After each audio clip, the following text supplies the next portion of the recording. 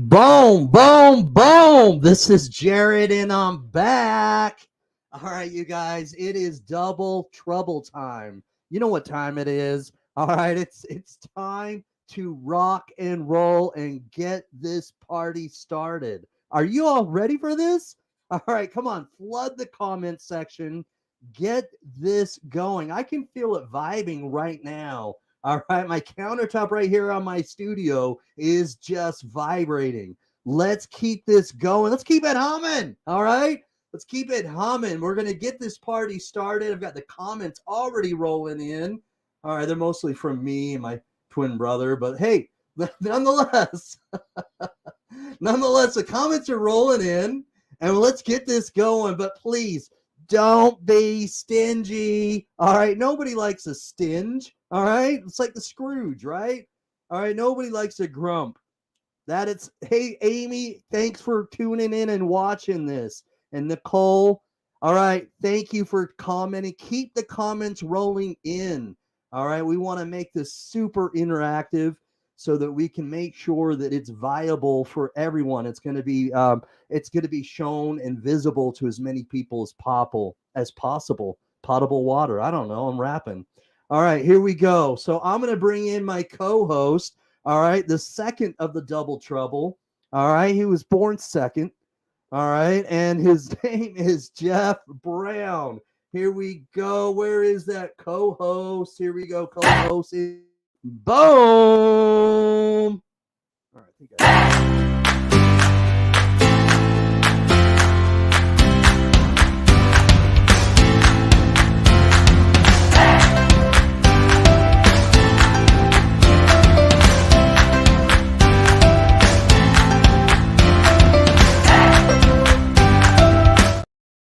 Boom, boom, boom. What is going on, my brother? What up? What up? So, man, it is so early your time. So thanks for waking up really ridiculously early. You say it's like, what, almost 4 a.m. your time? Yeah, it's 4:09 a.m. right now. 4:09 a.m. All right. So any early birds internationally, let me know. Comment, please. Right, exactly. And if you're watching this live, comment #live. If you're watching this replay, comment #replay. Thank you for tuning in, everybody. Let's rock and roll. You. All right, so let's bring on our guest, our very special guest. So Abi Worthington has been somebody I've been following on TikTok. Wonderful videos, and we got Stephanie chiming in. What up, Stephanie? All right, Stephanie. Double trouble time, Stephanie. And she has much like a lot of the people that I admire as far as, the creators and affiliate marketers that I admire. She has a personality, and it's not, she's real and she's raw. What up? I love it. Woo! And she just shares her real authentic self on TikTok, and she equally is the same when she's on Facebook. So I'm thrilled that we're able to connect with her. You know what I mean? Exactly. I love it when people come on and show themselves, and she falls right in line with Stephanie and Derek Brown. They come on and they're just totally 100% transparent. Right. So let's bring her on. Here we go.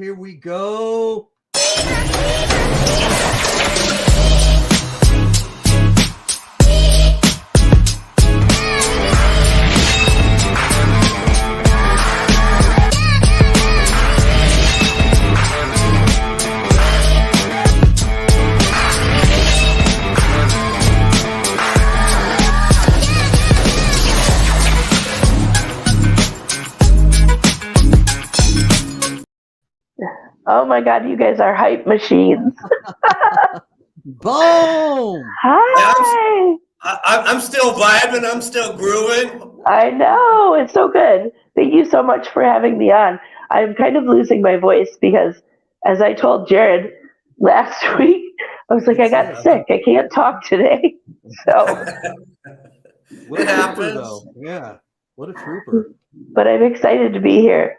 Amy, I saw Amy's on, and Nicole, and I think Stephanie. Stephanie and my pal Jay might be on. So hi everybody. Nice. Thanks. You got the crew. Thanks. Yeah. So anybody else from her Facebook group watching, please drop a word. Yeah, let us know. So Lansing, Michigan. Yeah. That's where you're from. So tell us a little bit about where you're from.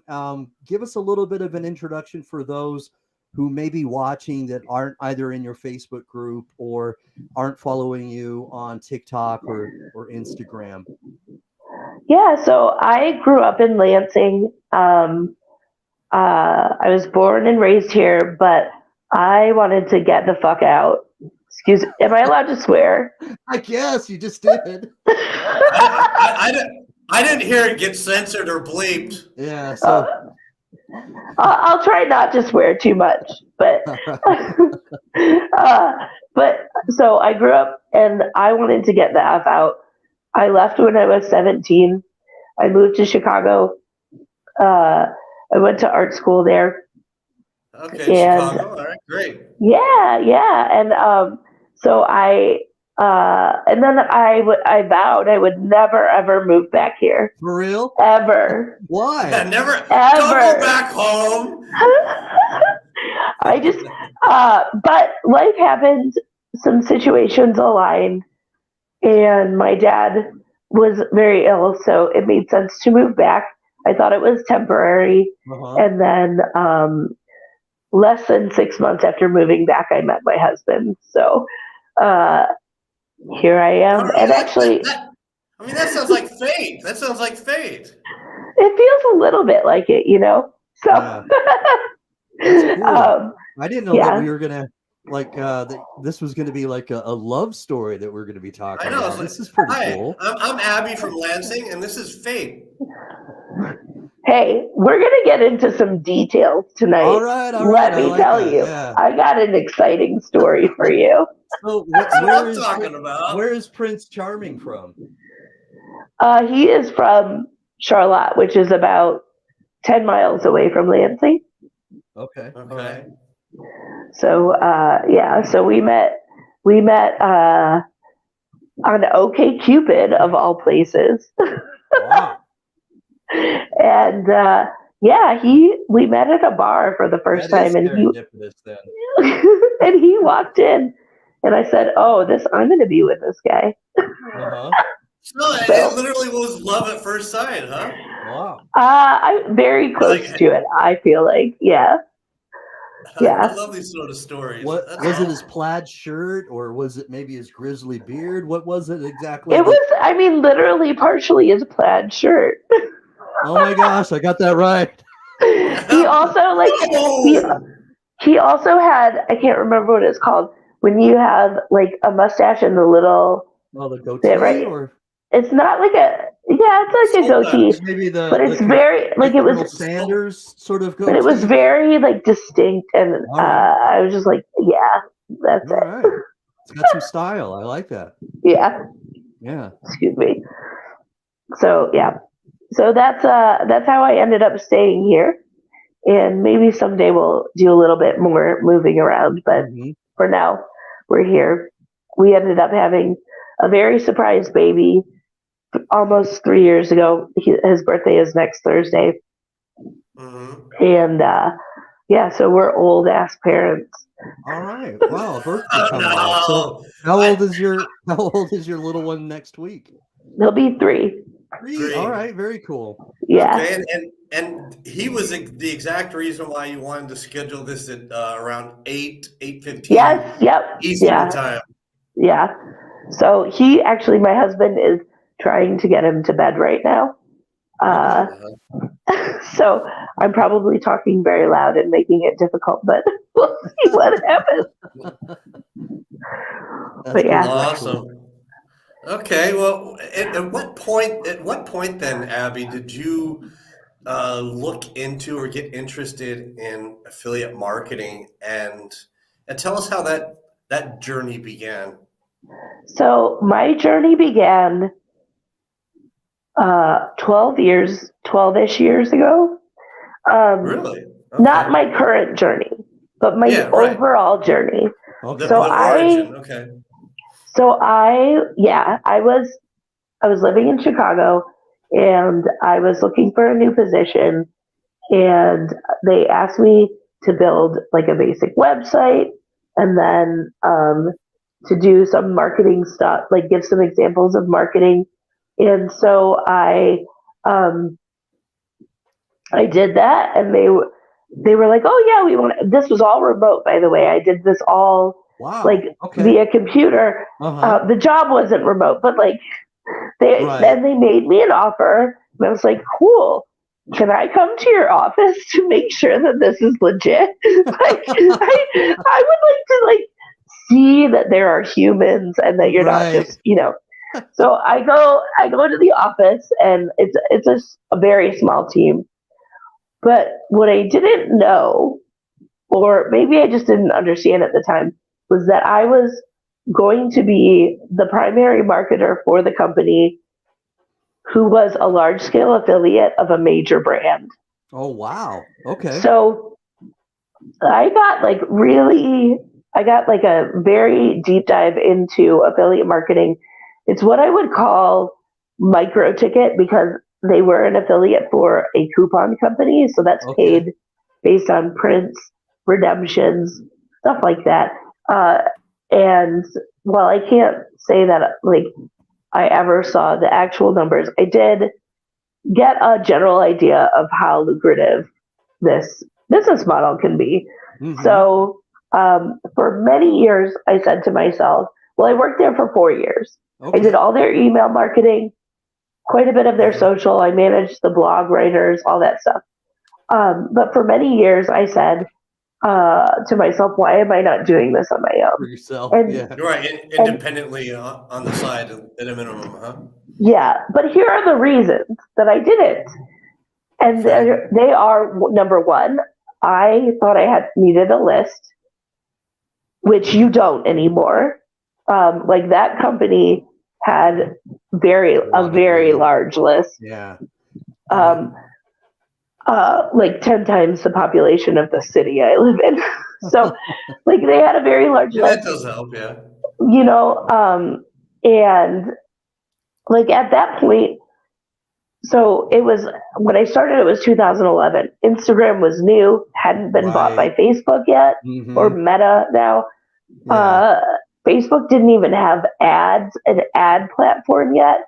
Social media, It was a organic total. social media was Yeah. there, but not nearly to the level that it is now, right? Mm-hmm. So Right, right. I like stunted myself by thinking, oh, I can't do this for these reasons.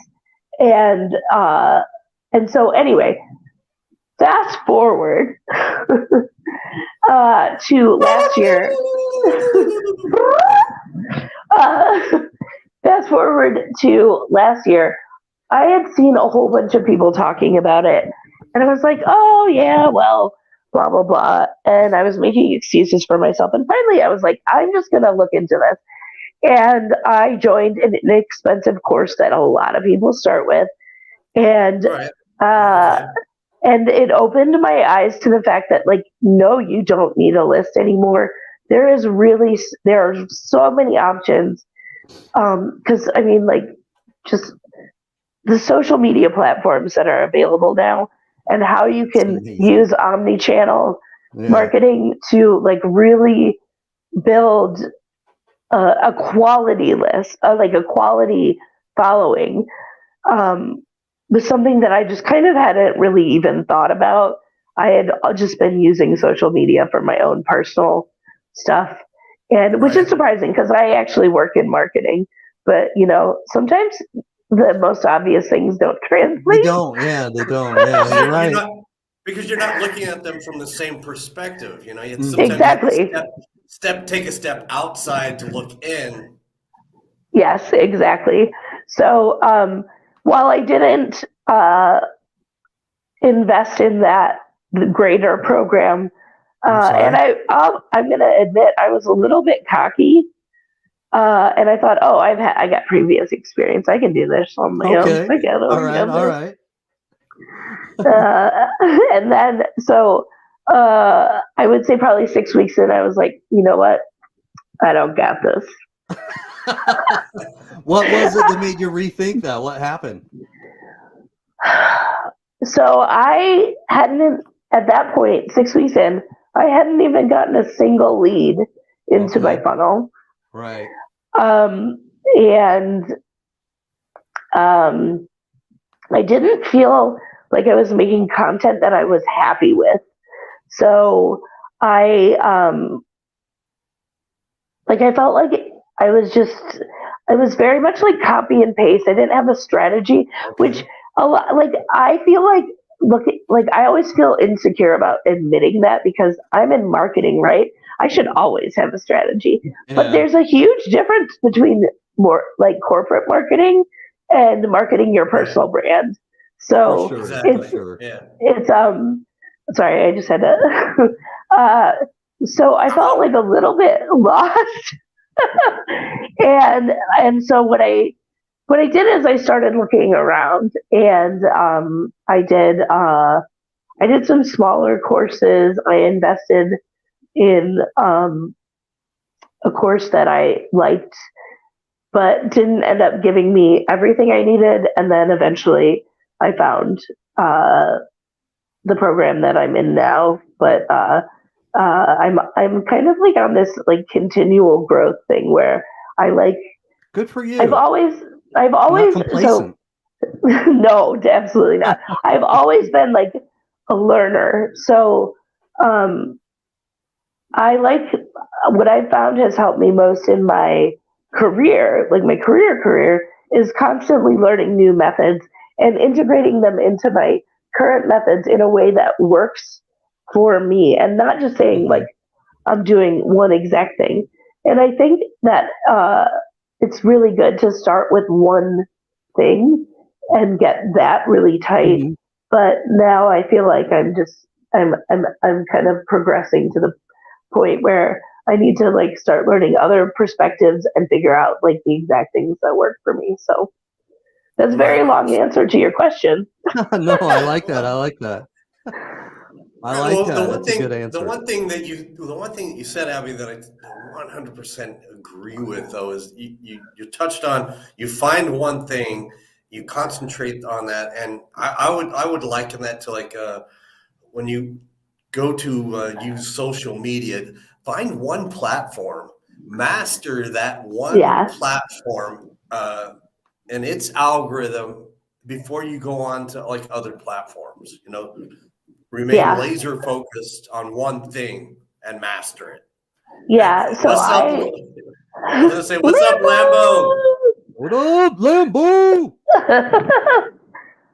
I got the community coming out tonight. Awesome. Right, yeah. You gotta love this support. That's awesome. Rochelle, you need to get Rochelle on this show. Yeah, she's tearing it up right now, right? Oh my God, she's killing it. She's in group G. She's killing it right now. Crushing it. You need, get her on here. I 100% agree. Like I love Repurpose.io in that it throws my stuff out to other channels, even though I'm not strategically doing them. But I still, because of that, like I don't get the same level of people I'm talking to as I do on TikTok. But I do get people who still are like, I have a woman who has now become a friend of mine. She was watching my stuff on Instagram for months, and I had no clue. And I reached out to her on TikTok, and she's like, "Abby, I've been watching you on Instagram for months." I'm like, "Oh, well, that's amazing." Oh my gosh, that's awesome. So you never know. You don't have to worry about perfecting it on other platforms. Yeah. But as long as, it can be helpful to still throw stuff out there. So anyway. So which platform is the one that's your main focal point then? She kills it on TikTok. Yeah. Yeah. Well, so TikTok is definitely my main platform. for like top Traffic. of funnel, right? Mm-hmm. So, and then mid funnel, like if we were getting technical here. So top of funnel, where I throw all the goodies, like me being sassy and telling people I likes me some goodies. how crappy like some marketers are and stuff like that. Like, but also giving like solid advice from my my career. Mm-hmm. Is TikTok. And then when people are interested in just like working with me one-on-one or learning more in-depth stuff, then I move them over to my Facebook group. So I have a lot of... That's where all the magic happens, right there in the Facebook group. Well, yeah, I mean, I'm working on it. Everything's a work in progress, right? But yeah, I do. I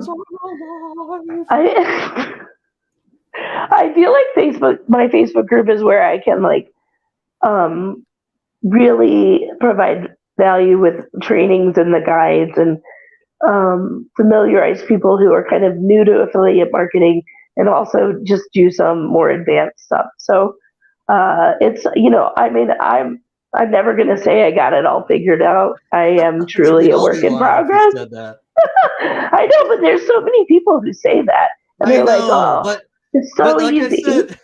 But like I said, when I brought you on, that's what I liked about, and that's why I don't know, gravitated or navigated towards your stuff, though, is because you're authentic, and I like that. And I think, and that's probably another reason why I admire a lot of the people that, that we've brought on, like Lambo and obviously our mentor, Alwi, and other people, is that I just like it when people are more authentic, because you're right. It drives me nuts when you get this guy, who's saying, I'm taking on 5 new clients to show them how to do 10K a month. And I'm thinking, bro, I doubt you're making 1K a month.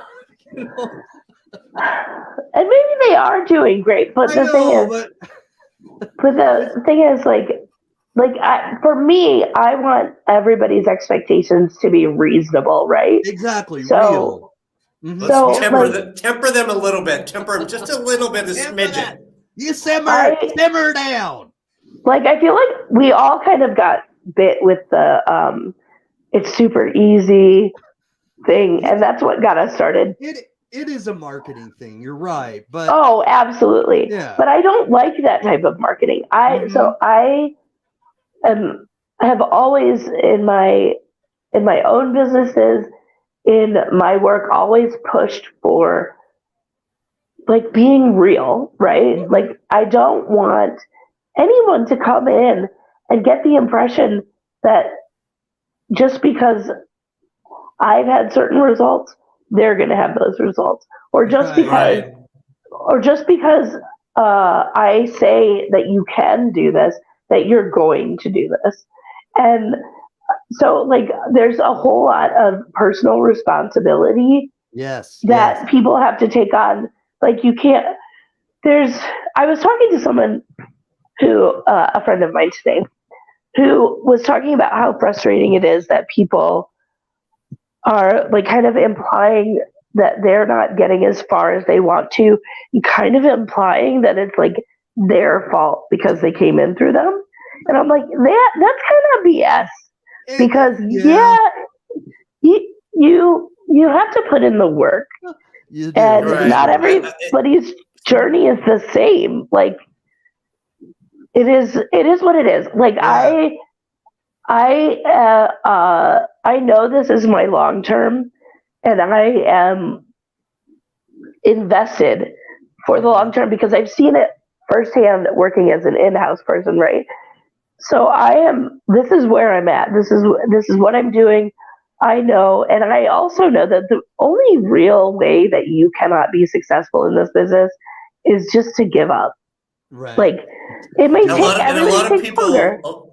A lot of people do, they'll come into it, and at like the 3 to 4 month mark, they'll grow frustrated and they're not pleased with their results.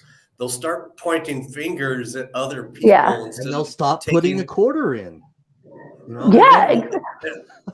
My first 3 months, I made $0 first 3 months. But there's no It can quitting be you.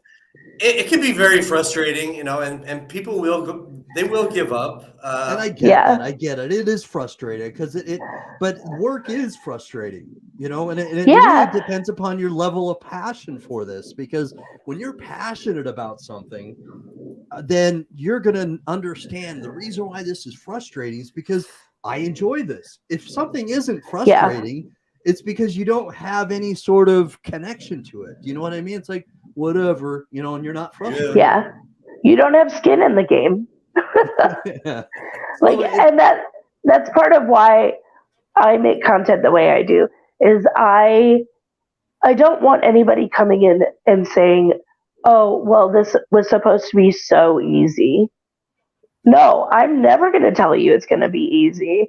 I'm going to tell you you're going to have to work your butt off. I put 3 to 4 hours in a day, weekends longer, but short-term sacrifices for long-term gains. Yes. So I work more. I work full-time. I am a mom. I do this. And so I am packed to the limit with my schedule right now with the long-term goal of having a lot more time freedom. Yes. So it's not, you can't expect that you're just going to immediately have time freedom and make $10,000 a month. Hey, like that. It's unrealistic. Yeah. So, but we all come in with that dream, right? Yeah. Well, yeah, exactly. You aim for the stars, right? You aim for the stars. And if you come up short, at least you've hit the sun or something, or whatever the saying is. But our homeboy Lambo last week said that is that. In fact, I cut it into a bite-size YouTube short and TikTok clip. Is that he had said that that affiliate marketing is simple but not easy. Yes, absolutely. And I thought that was so eloquent, is because the process, like you had said, is that you find your main platform, like in your case TikTok, and then you do send it out to other platforms. But once you get them to, I don't know, opt in or whatever, then you're trying to get them to your Facebook group. And so you've got a process that you're following. Right.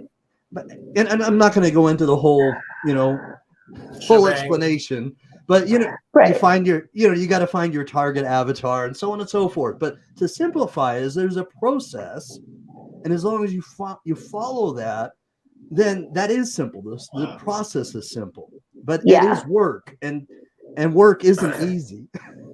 No, I mean, you're still going to have to put time into it. Like any business that you start, 100%. The first 1 to 2 years are building your foundation.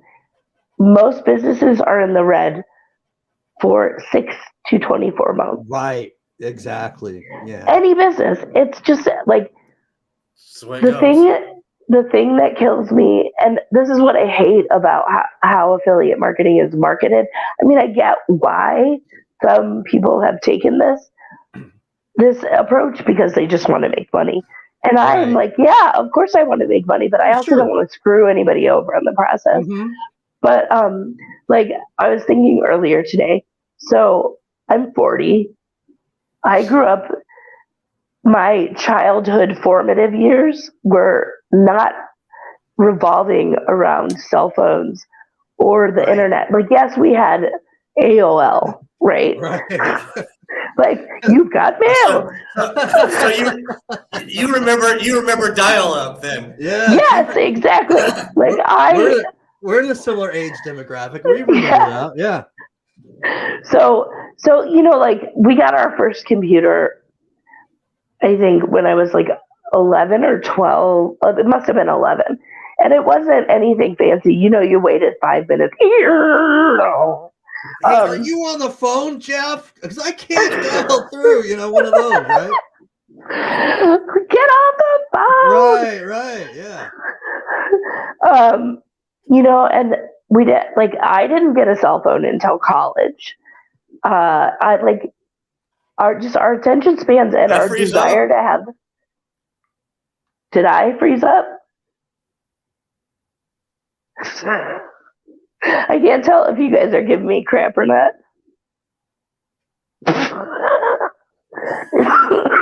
Just kidding.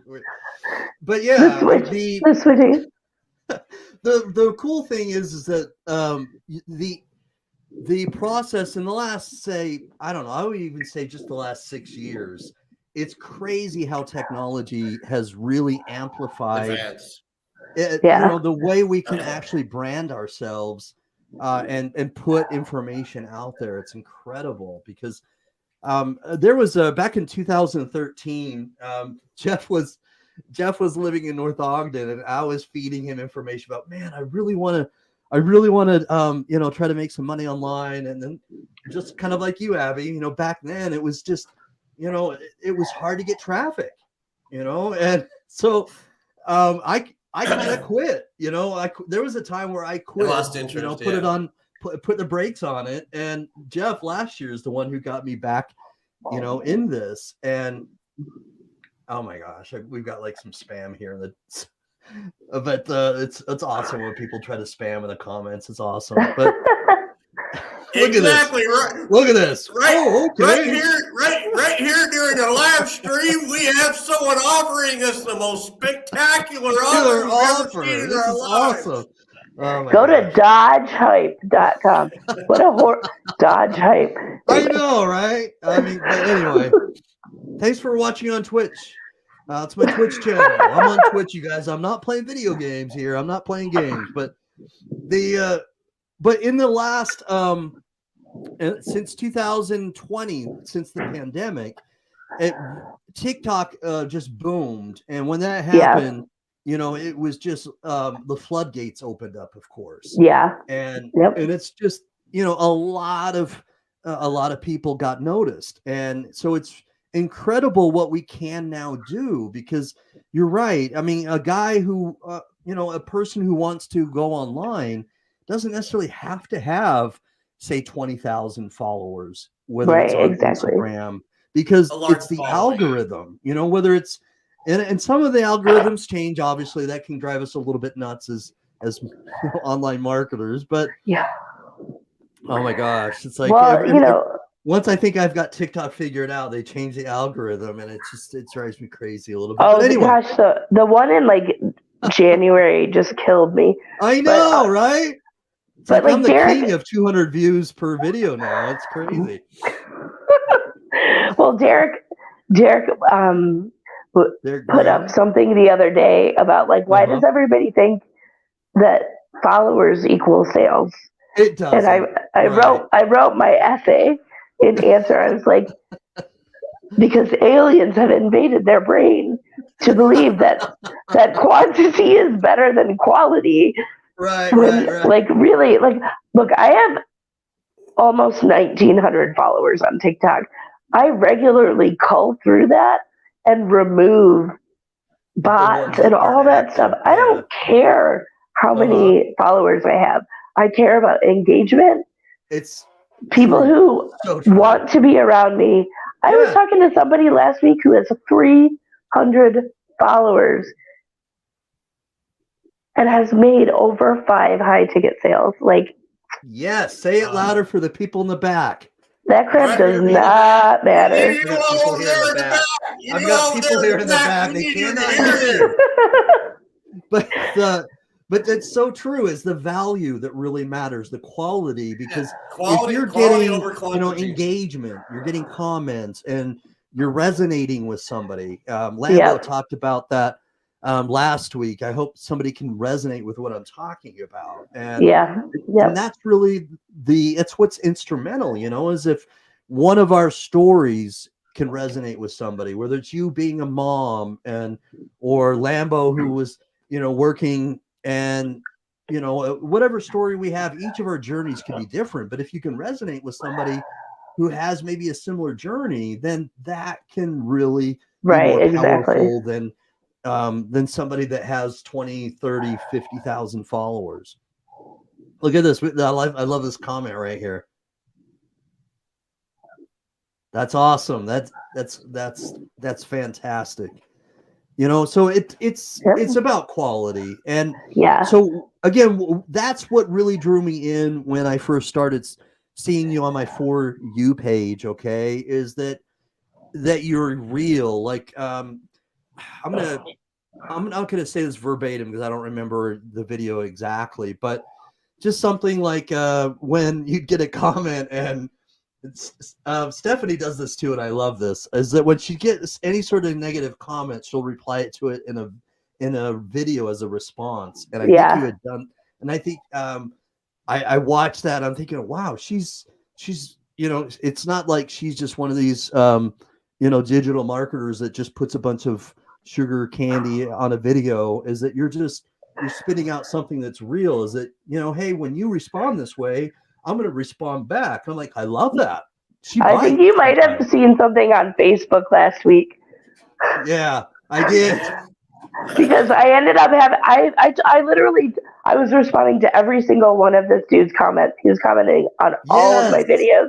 Right. And I was like, and one of them, I was like, I will literally keep responding to you as many times as I need to.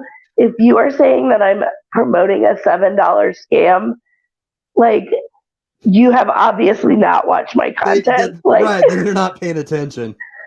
I ultimately ended up having to block him for some additional reasons. Good for you. But like, I just was like, this is entertaining to me because, like, I know and I can get in. Yeah. I will have a private conversation with you about why it is not a scam.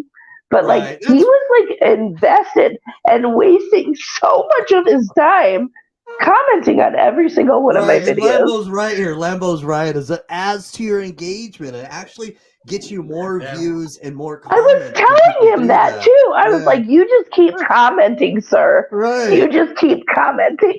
Yeah. Keep them coming, please. Oh my gosh. Yeah, that was a fun day last week. I enjoyed that.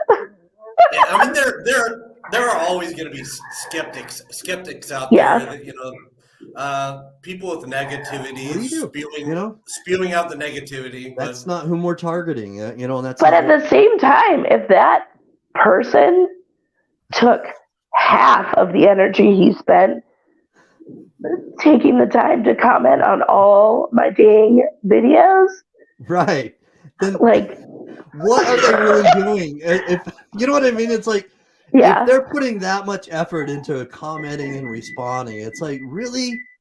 Yeah, just use that energy on something positive for yourself. Exactly. Yeah, it makes to me it says a lot to their character. I think Lambo said that is he had alluded to, I can't remember his comment, is it shows the real you, because when someone's responding that way, it's generally because, okay, I'm going to generalize here, but generally they're miserable.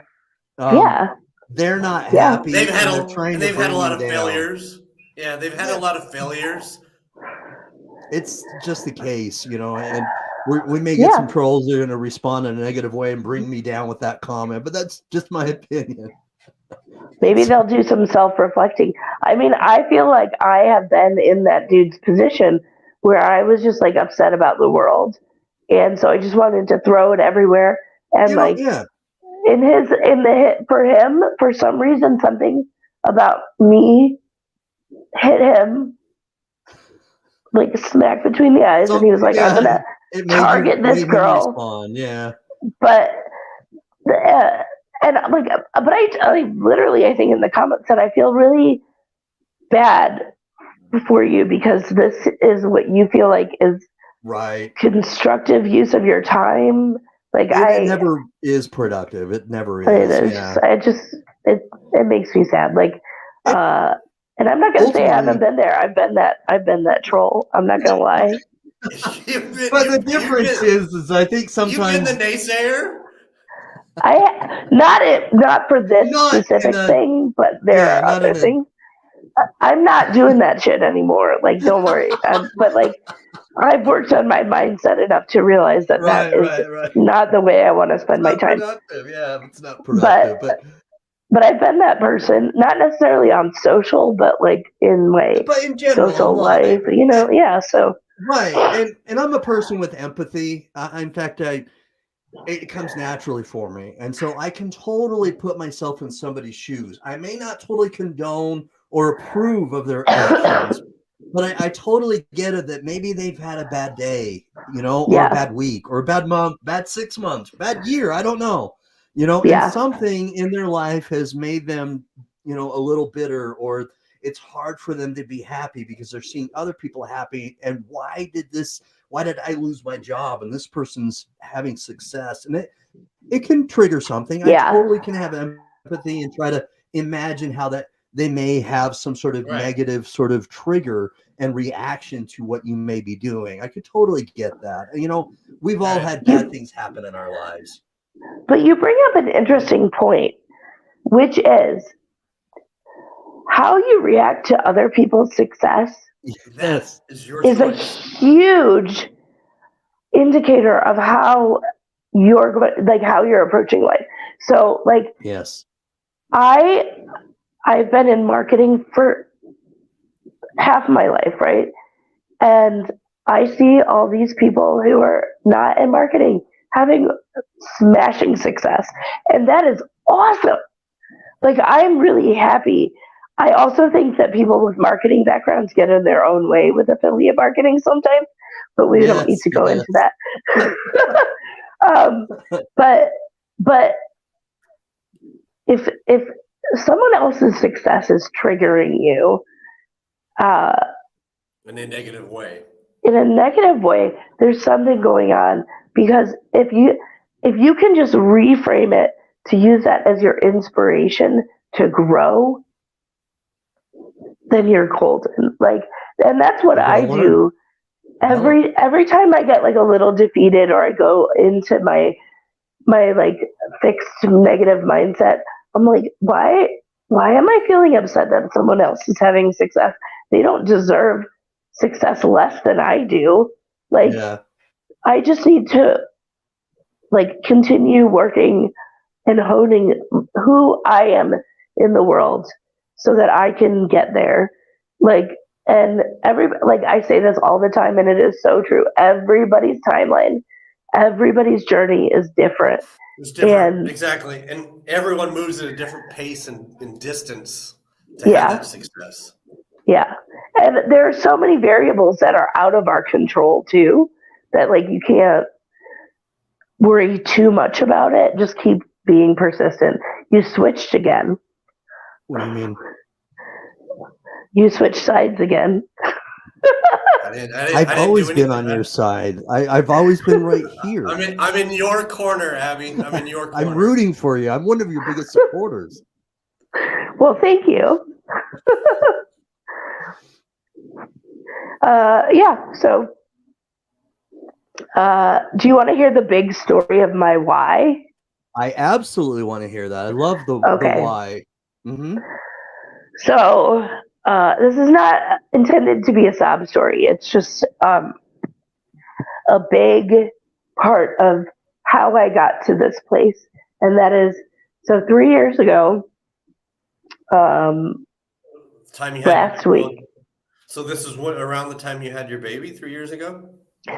Yes, I'm gonna put this all in some crazy context. So 3 years ago, my dad passed away. Oh, sorry to hear A that. week ago. Yeah, like I said, not a sad story. I appreciate that. But yeah, and then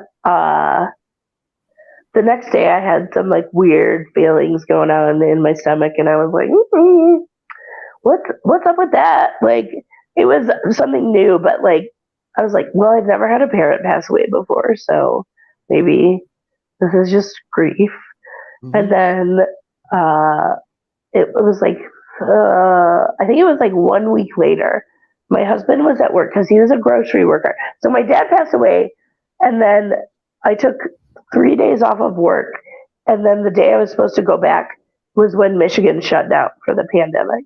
So I didn't Oh, end up going wow. back to work. Mm-hmm. And then so I had all these weird, and I was sitting on the couch. My husband was a grocery store worker at the time, so he was still at work. And I was sitting on the couch, and all of a sudden, I just like see my stomach go, like, and I feel like it's like I'm getting punched in the gut. I'm like, I don't think these are grief pains.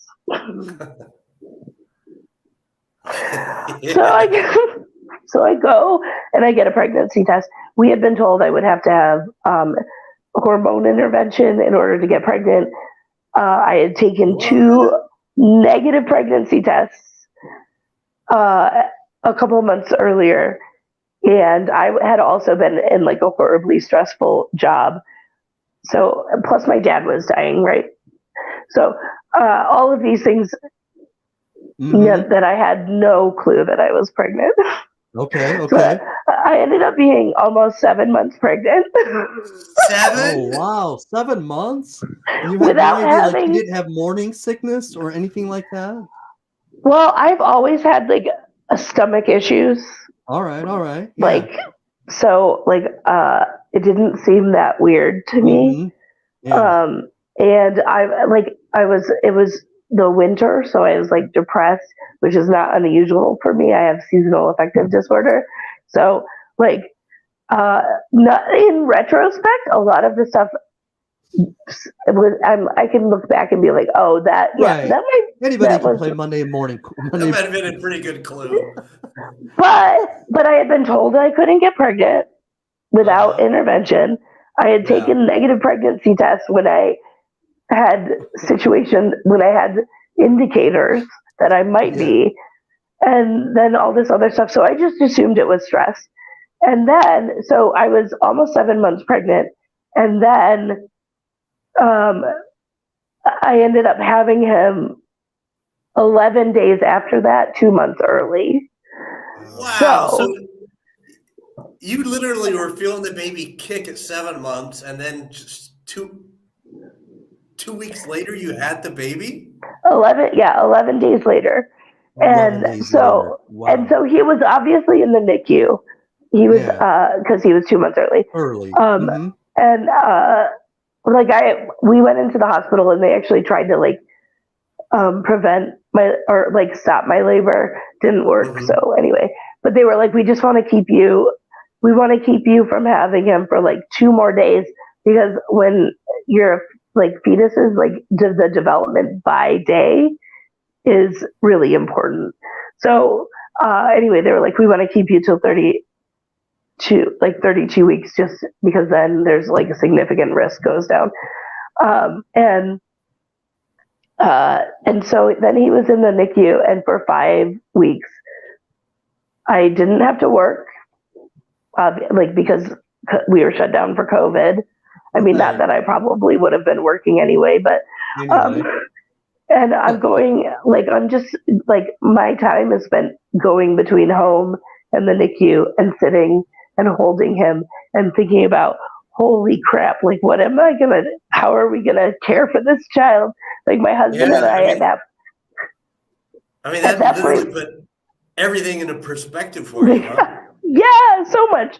Wow. And so that was kind of the hopping off point, where I had a business that I was building, that was just vintage resale. And I started scaling that, and I did that pretty successfully, but the work that went into it, you can scale your sales, but you can't really scale the profits exponentially. It's a 1-to-1 basically.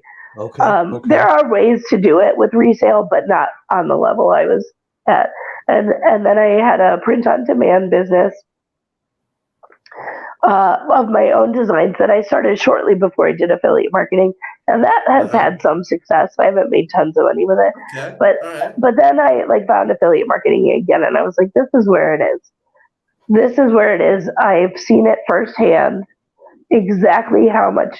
Not exact. I shouldn't say that. I've seen firsthand the level of income it can bring in, because when I was at that company, our bonuses were based on specific metrics, and they were monthly, and it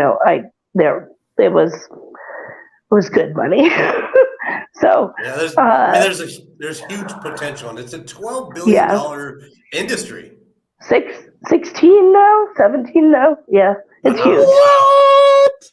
Yeah, it's huge. Uh, so I was like, I just like had that realization. I was like, I've been thinking about doing this for years. I kind of realigned and realized, by going through that inexpensive course that that there were new opportunities available. Mm-hmm. And so that's where I'm at, and my crazy story that got me here. But that is what truly clicked me out of this. Like, I can't do this. Yeah. I don't have a list thing, and into like, yes, I can freaking do this. Yeah. And it is Absolutely. a process, and I'm not saying I'm making hundreds of thousands of dollars a year doing this, but I see growth every month. So, So, Good for if I you. may Good for ask you. you, Abby, if I may ask you, along the way in this journey, who has been your biggest influence or support along the way? gosh, I have, this is hard. I have probably 10 people that have been really, really Yeah, can we drop influential for some? me. Can we drop Yeah. some dime? Can we drop some Okay. dimes here? Okay. So the program that changed stuff for me was Passive Income Blueprint, which Mm-hmm. I'm sure you know that Derek and Stephanie. Steph are a part Stephanie. of. Mm-hmm. So the coaches in that program have made a huge difference for me. That's Eric Porter, Barb McGowan, and Anthony Arfine. I can never remember how he wants his last name How he says it, yeah. That's all right. But the woman who introduced me to that was Terry.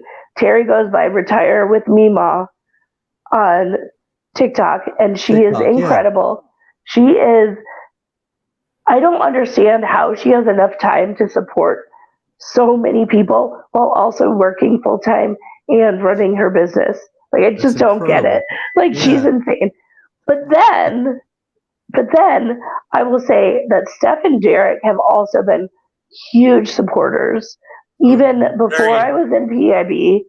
And Mhm. and then we have Lambo, who like randomly jumped on a live with me a while back, and then we started talking, and he has been He's so like, he's just like awesome. the best.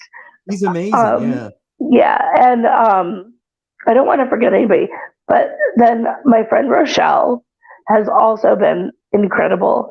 Mm-hmm. She thinks that it's a one-sided Props, thing where she's props like, to oh, it's a props to one-sided thing. Rochelle. I get so much Props from to you, Rochelle. but really, she gives me so much.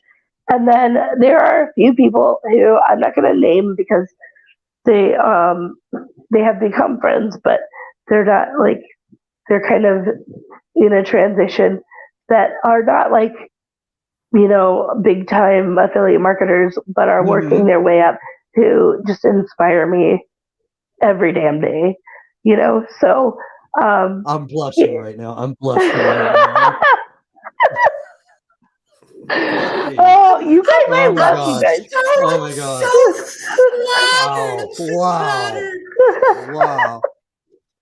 Okay, so you said also before, so you, especially when you first came in, you felt like you were doing things without a strategy. Okay, Yeah. so at what juncture was it when you joined your current program? Did you feel like that you finally found the Your map or strategy that you direction. needed? Right, the GPS coordinates and the mentor. Absolutely. Like I said, I had done a few other programs, and Mm-hmm. they were good, but they weren't quite what I needed. When I started with PIB, I started with the 12-day masterclass, Mm-hmm. and I, I went through it. I implemented as I went, and I made my first sale. Okay, so I had 2 leads before I started with PIB for Okay, like all right, all right. 2.5 to 3 months. I started with PIB, started implementing. I made my first sale within a week of implementing, That's and really good. That's really good. yeah, and I was like having real conversations with people. I like knew exactly how I wanted to make content. I was obviously much worse at it than I am now, but Whatever. but it was like but like I suddenly had a strategy I started implementing, and I saw the results immediately. Yes. And so I then went up to the mastermind, which is like the 12-day is amazing. It is ideal for people who are like not ready to like fully invest, but know they need more than like a Mhm. cup of coffee costing course, right? And Mhm. it's like super in depth with TikTok and strategy. And then the mastermind is just like all the socials and on like the same level of depth, if not more. Wow. And so I have felt, um, I feel like I have a way of moving forward. And I'm also, yeah, So the yeah, more you learned, the more you felt like you needed to invest in yourself. yeah, absolutely. Progress. And I also this week jumped into group juice because I want to continue. Well, first of all, I want This to is getting have juicy. I want to have offerings that I believe in, Right. and I want to be able to help each individual based on where they're at and what they need. And while I 100% believe in passive income blueprints, it like no program is one size fits all. You have to resonate True. with Right. I mean, the people. Mhm. there are a lot of programs out there that are very good Yeah, programs. But what you said just now is correct. I mean, yeah, every program is not one size fits all, and I think it's up to that mentor, really, the mentor and coach, to help customize it yeah. to the to Tailored fit. you, the student. Yeah, tailor fit it, customize Well, it. and also different Yeah, people want to run their businesses differently, right? Differently. So, right. Yeah, Totally. like I still fully intend to go through Jonathan's program in the near future, but I'm not one of those people who's like I'm just taking on all the things so that I can overwhelm myself. No. I have a very strategic way I'm No, I doing like that. it, I but totally think that's a better and approach that's because good. Mhm. That's good. You don't want to chase all the shiny objects and get distracted. right, I'm not trying to do everything at once. I was originally going to do Jonathan's first, and then a specific thing happened that made me go that direction first. But that doesn't mean that I'm not going. Oh, Yeah, because right. sorry, I keep having pop-ups. um, but I just like I want to be able to talk to people where they're at and give them the best solution for them. And there are some people who are like, I want to be omnipresent and I know what I'm going to send them to. Right. There are some people who are like, I really, um, I'm, I don't like dealing with technology and funnels. I know Uh-huh. where I'm going to send them. Like, Okay. so that's where I'm at. That's my ultimate thing. And then I'm also kind of building out a low ticket training program since I have the Mhm. experience in that and how to build that on the Gotcha. back end. So, Right. So um, when you're interacting with your audience, you're identifying exactly what their problem is, so you can help solve and give them a solution based on where they are. exactly. Yeah. So, yeah, that's my ultimate end goal. It's just to be able to like have real conversations with people and when Love they it. say these are the problems I'm having, I can then Mhm. say I have literally been through this program. I believe in exactly what it's teaching, and this is what Mhm. I think will help you the most. I don't think that everybody should go through every single program. I think there's a lot to be said for like choosing a program and sticking with it because Yes. of my background.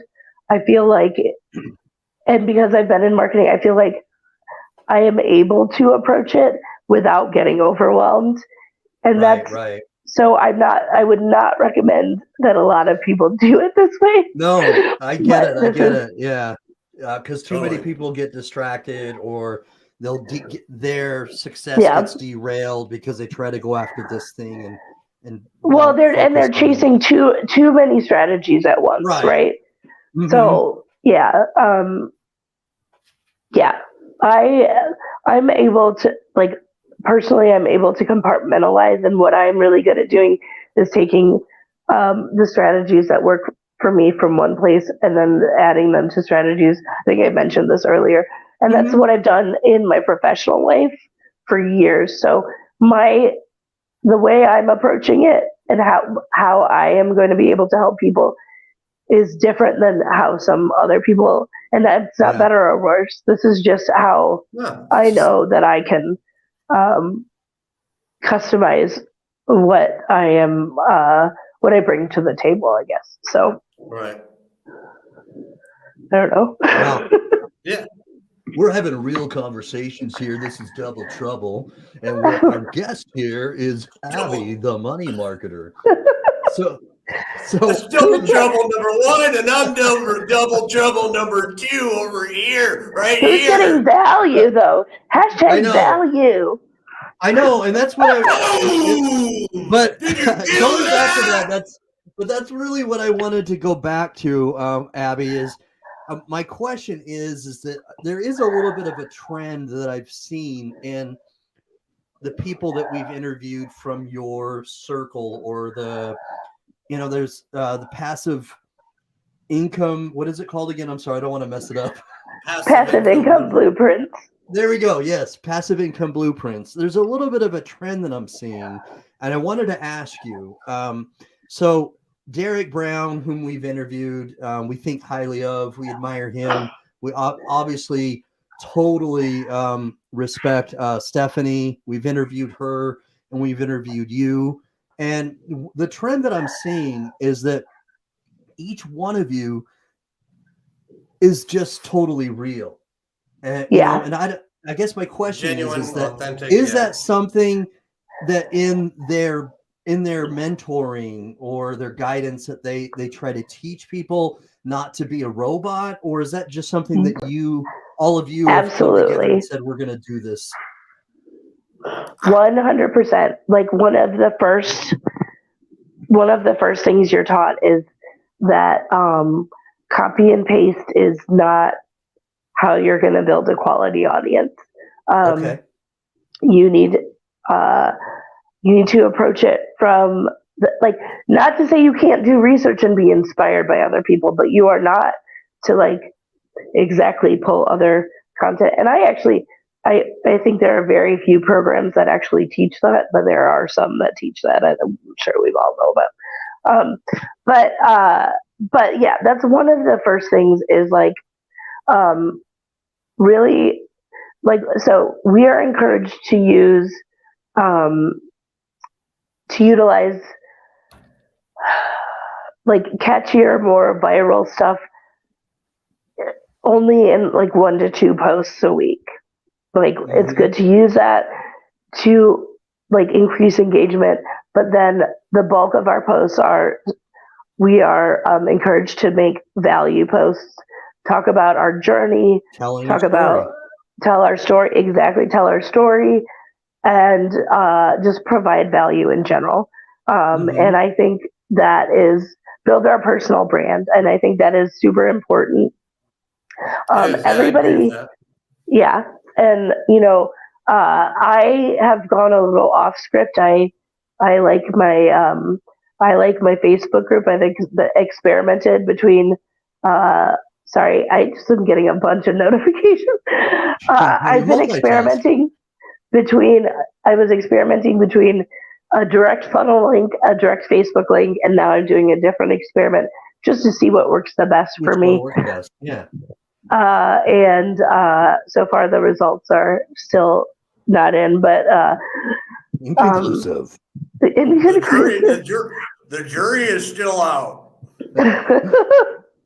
But yeah, I think that it's a big thing to just be yourself. I mean, I think Eric is like a really strong illustration of how personal branding can make someone successful.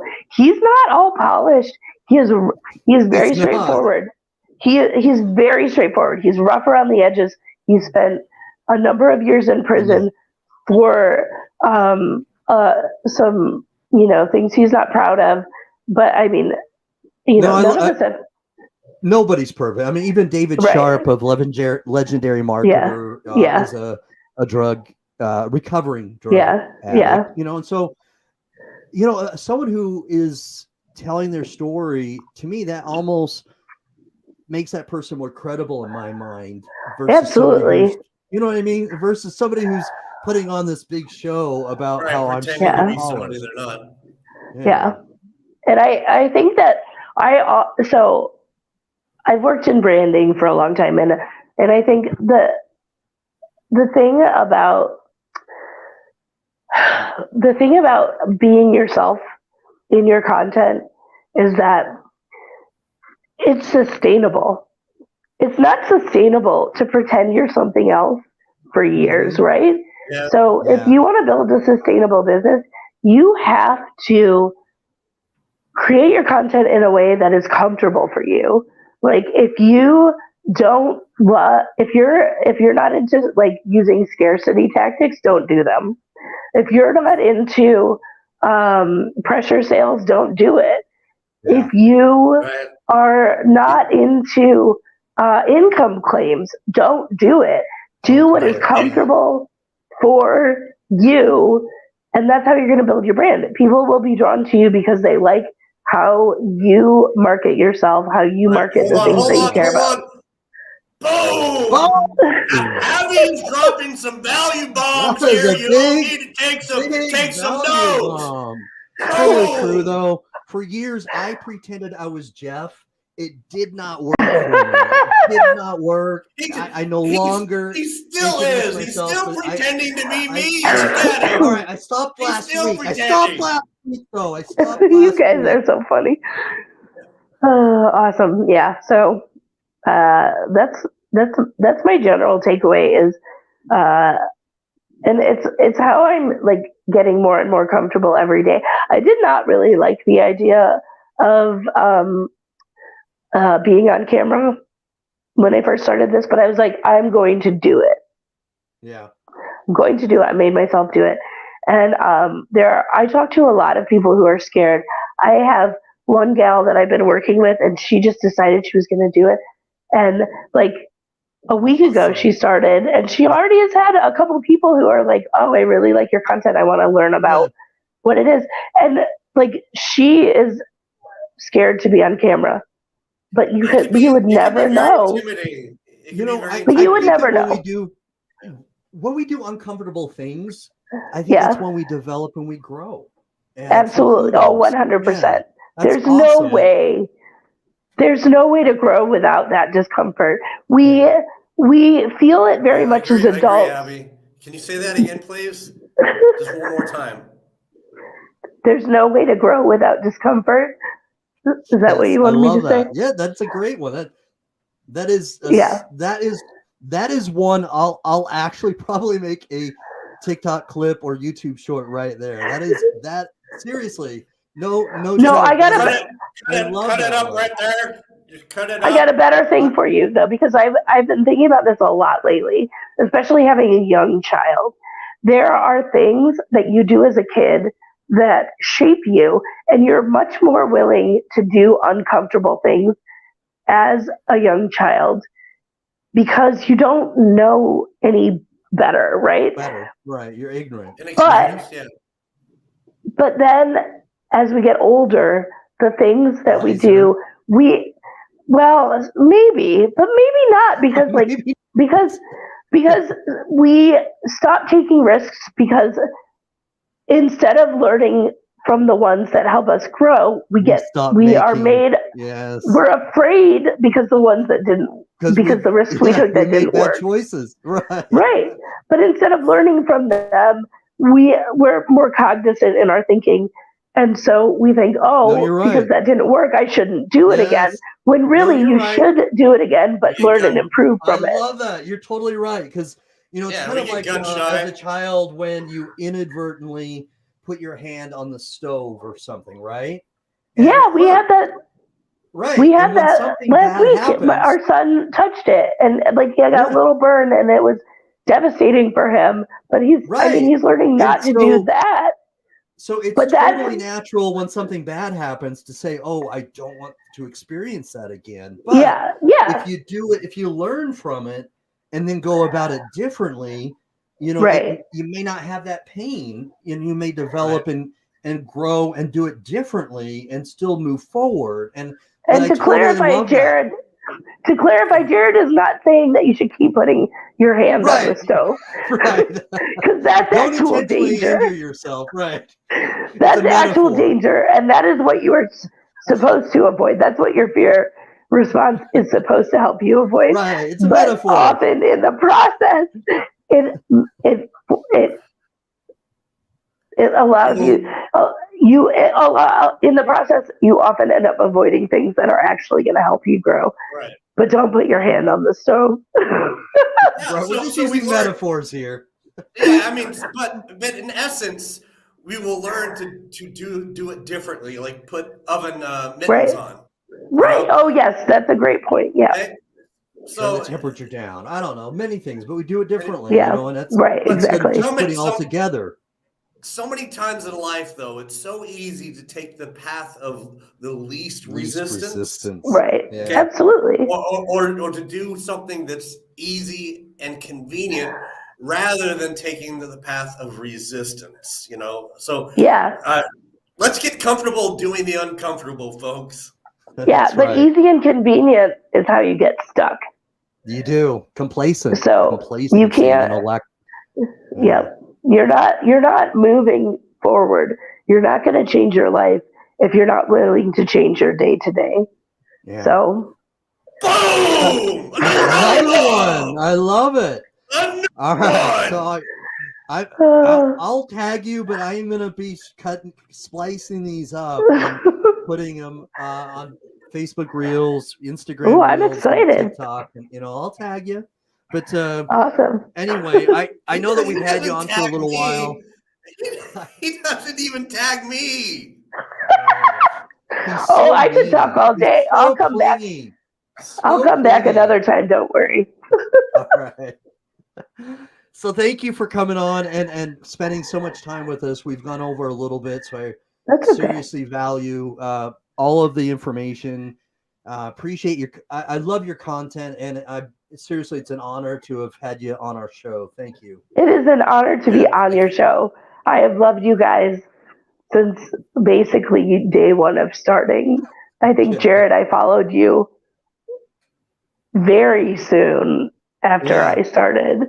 I followed you when I made my most recent account, which was at the beginning of November, I think. But yeah, it was about November. But you had to switch. I remember that you had to switch because anyway, we won't get into that. Long story, but TikTok hates me. Whatever. It hates all of us. Oh my gosh! Don't get me started. I had like three things against my account at one time, but I've grown and they're gone now. That's they're good. gone. Yeah. Well, it's interesting because our mastermind has Facebook chats, and you'll see it trending what they are targeting, what TikTok is targeting. Yeah. Like whether it's the link in your bio or it's what was the other thing that happened recently? Or they're just like, so they were taking links down for a while, and then they were just banning accounts if you tried to put links up. And you just see the trends of what's happening based on like people posting like, this happened to me today, this happened to me. And it's like, it'll go in phases, and every time it goes in that phase, everybody's having the same issue. Yes. And I can't remember what it was exactly, but it's better to now, unless it changes tomorrow, but it's now better to hit the plus sign than to use the word follow. If you put follow, you may not get as many views. So if you put there's always something. I know. I actually call BS on all of that stuff. I say all the things. Say whatever you want. I'm like, I haven't noticed any major difference.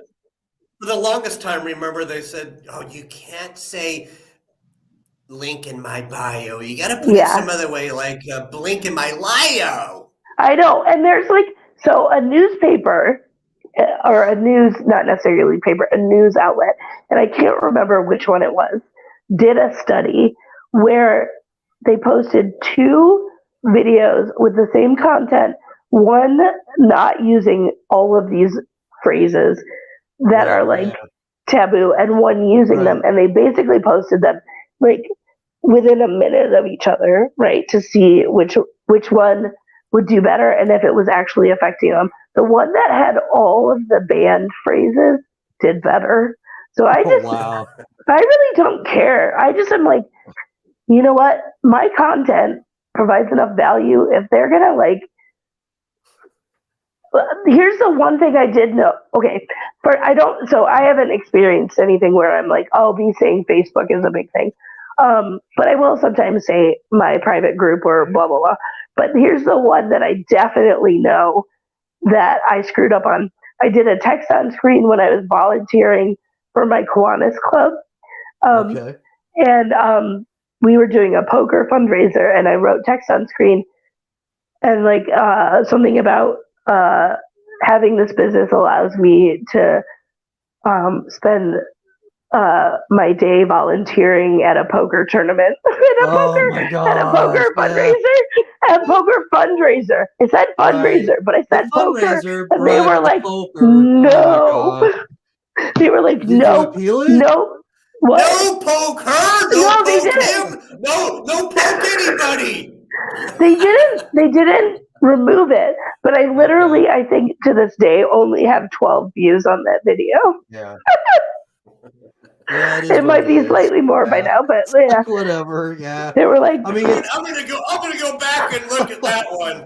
My strikes were that I was, not that I'm, promoting a lot about money, but and it's weird because I see some digital marketers getting away with this, and I don't know if it's because they've got a great following, and so maybe they're not watched as closely, but I've noticed that whenever you put anything about money in a dollar sign, that's where I've gotten my I've gotten my video. I've got a restriction on my account is when I've ever put down a dollar sign on my text on my screen, and so naturally I've just stayed away from that. Yeah, and I've tried to rephrase it like the way Ollie, our mentor, has taught us is that you just remove the dollar sign, and then you could put.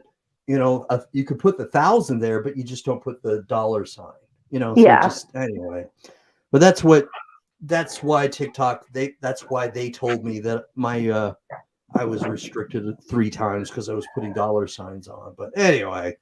Well, and honestly, if somebody reports you for any random reason, they just give you a thing and then you have to appeal it. You're marked. Yeah. Yeah. And then all of a sudden you're just watched like somebody who has like a red sports car, right? It's like, oh. I stopped marking comments as violations because I was noticing that I was getting violations because like suddenly I was getting paid more attention to because the actual spam comments I was getting and marking as spam were causing me to get violations. And I was like, peace out. So instead of reporting them, you just delete them? I just delete them. I don't delete them. Do you? Sometimes I just put a thumbs down and just write spam in capital letters underneath the comment. Yeah. I like that. I like that because I experiment with it. If I notice it's the same person doing it multiple times, I'll block them. But yeah, I used to report all of them, and I would. But it's just insane to me that someone thinks that by doing that's going to actually build a sustainable business. It's just crazy. I don't think they're concerned about sustainability. I think they're bots that are just trying to get money. Right, exactly. So. They're bots. Yeah. But anyway. But anyway, I'm using my second microphone right here. Something happened to this other microphone. My other microphone's not working, so I'm going to my water bottle microphone. Again, by the way, it's a little watered down right now. Most of it is bots. You're right, Lambo. You guys are so fun. This has been a joy. Again, Well, yeah, thank it's you. been our pleasure. Thank We you. need to wrap this up. We can do this all day. I mean, I could too. Let's do it again. Maybe Yeah. let's have a marathon next time. Yeah. And if you're going live in your Facebook group and you want to invite us, it's always reciprocal. Oh, heck yeah. I would love to have you guys on for an interview sometime, actually. For sure. I'm trying to be better about that. I did Steph, and then I did Michelle, and then I've taken a couple of weeks off because sickness and things. But I would love to have you guys on. I think that'd be great. So. All right, cool. Well, get well. Continue to take some vitamin C, and I hope that your little one has a great birthday next week. Thank you so much. I appreciate it. You guys have a great night. All right. Thank you. Bye-bye. Bye. Boop. Boop. All right, there we go. You. I know, yeah, but super informative, just great value, which doesn't surprise me because she puts out just great value when she's putting out her TikToks. And so I'm super glad that we were able to have her on, Jeff. Wow. I lost count of all the value bombs, right? Seriously. At some point, it was like a B-52, just and she was dropping them. But so Abby's I'm going to awesome. I'm seriously going to make some short videos out of these really nice clips. And if you found value, cut them up. If you found value like we have, please drop a comment, share this. Don't be stingy, because if you found value, we found value, then somebody else could equally find value in this as well. So please don't hesitate. All right. Don't even put a hesitate in your finger. Just crush that share button. All right. And make sure you drop a comment and put value like Lambo has, hashtag value, like our other people here that have been commenting. Not only that, if you have any questions, drop the questions. We will answer them personally, reach out to you.